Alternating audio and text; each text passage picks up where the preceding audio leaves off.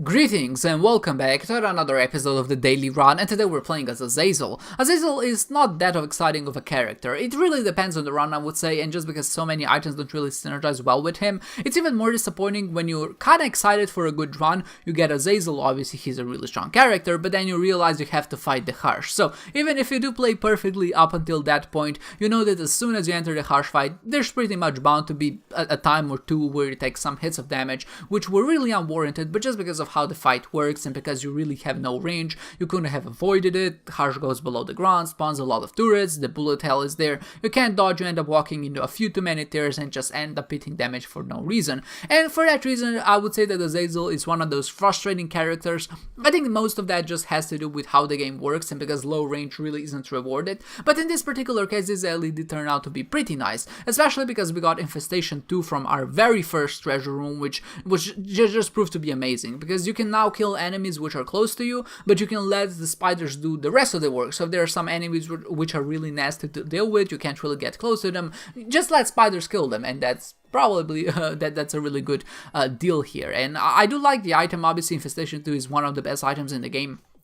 It just allows you to do so much, and you just have so much extra added damage, and because Azazel already has quite an innate high damage multiplier, not multiplier, but just the base damage that you get when you start the game, then the spiders actually dealing even more damage, and just because you can really AoE a lot of enemies down, so something like melee booms, or maybe even the portals, you kill them, and then they spawn more enemies, and then you just get 5 spiders instantly, and those 5 spiders do something like ridiculous, like 200 damage together, and that's pretty much enough to kill, or at least take a third of the health away from any boss, just for killing one enemy. You saw that I had a large army here, and it's just great. I love runs like this because it pretty much allows you to tailor your run to how you want it to look like, and that's not something that happens often. What happens more often than not is that you're stuck in a position where you pick up some good items, you skip some of the bad ones, but ultimately, you're left with a run which is pretty much defined with that 1 or 2 items that you picked up, or maybe some crazy synergy. But in this particular case, you could just go so many different ways, and I would say that none of these choices were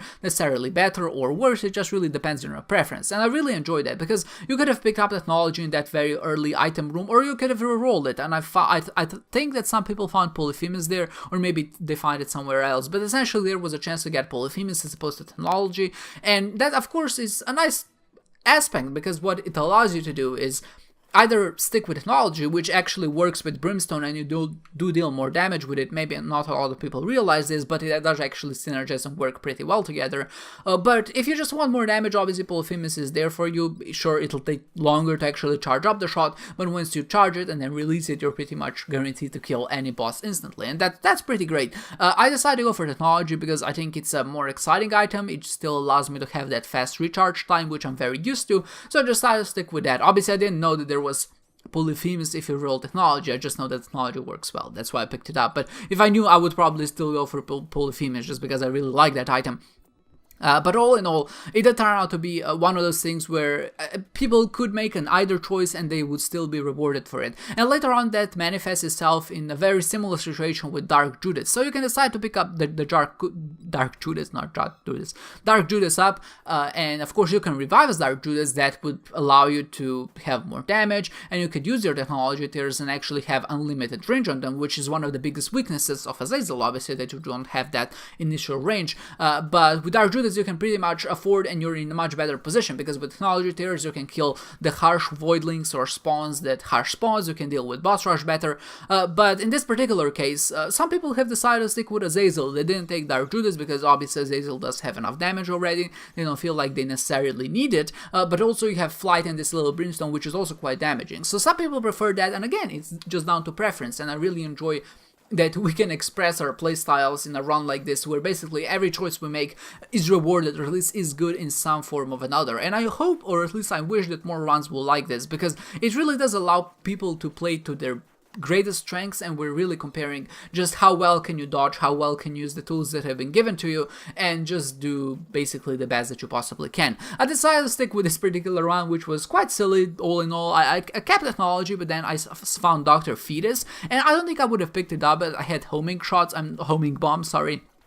And I felt like that's a fun synergy, so I decided to pick Dr. Fetus up. And obviously it's still quite a damaging combo. It allows me to have pretty much infinite bombs to find those secret rooms, and I decided to stick with that. And it did turn out to be quite nice, and it did work quite well. Maybe one problem I had, not problem, it was really my fault, is just that my shot speed was relatively high at the start, but then I started picking up more shot speed items, and later on I even picked up more range up, just to see how crazy it could have gotten. And when I actually shot a bomb out of my face, when I decided to shoot it, it actually left at a really high velocity. So it was one of those things which was really hard to control, but if you were in a large room, it actually did turn out to be pretty well. It was especially useful against Harsh with hot bombs, because that initial velocity actually pushed the bombs into him very fast, and it just got stuck into them. And of course, when the fire spawned from the hot bombs, the fire was on top of Harsh, and that was dealing some passive damage over time. And of course, because you can keep spamming it, there were like 20 or maybe 30 fires at a time, just dealing that passive damage over time to Harsh, and that was really useful. And here again, like I said, I decided to pick up the Cat on Nine Tails for no particular reason other than that shot speed. Obviously the damage is quite nice, but I don't really feel like we need it, since at this point we're pretty much maybe 3 or 4 shotting most bosses, and that's not really gonna change unless we found a really powerful items. Something like Mr. Mega would obviously be quite nice here, but I did pick up Chaos with the intention of getting more bomb synergies, and that's always fun whenever you have Dr. Fetus or Epic Fetus, and you can just start stacking those explosives on top of one another, and then really get that colorful display of fire and lasers and things like that. I was hoping for stat bombs at some point because I still had that technology, and I wanted to use it, at least in the sense that it would show up whenever a bomb would explode, but sadly that never came. Another thing maybe that's important to note here is that I had the blank card, and obviously there's a lot of things you can do with this, but I decided to stick with the Joker card, and the main reason for that is that it just allows me to pretty much visit every single devil deal on the floor, and that just gives me a little bit more of an exploration bonus. But also if there's any good items that I can pick up, or maybe some good items that I can trade my health away, in this case because I have Chaos, obviously I can just find other bomb items in there, so that would be pretty nice.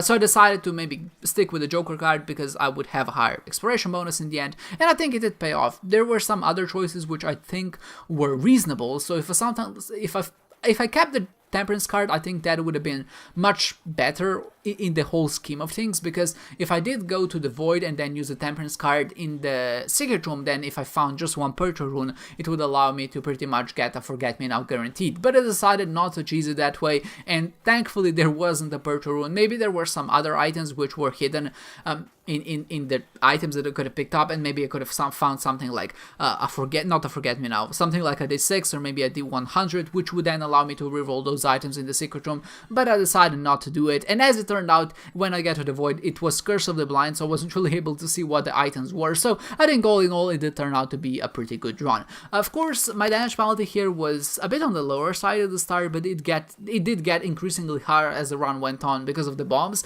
I wasn't really able to control them, and especially in the Void there were a lot of champion enemies, as they tend to be, but in some situations it's actually very hard to aim your bombs, which travel at a very high velocity out of your face into enemies. Then the bomb damages you, explodes, and maybe an enemy explodes into theirs, and you just have no room to maneuver.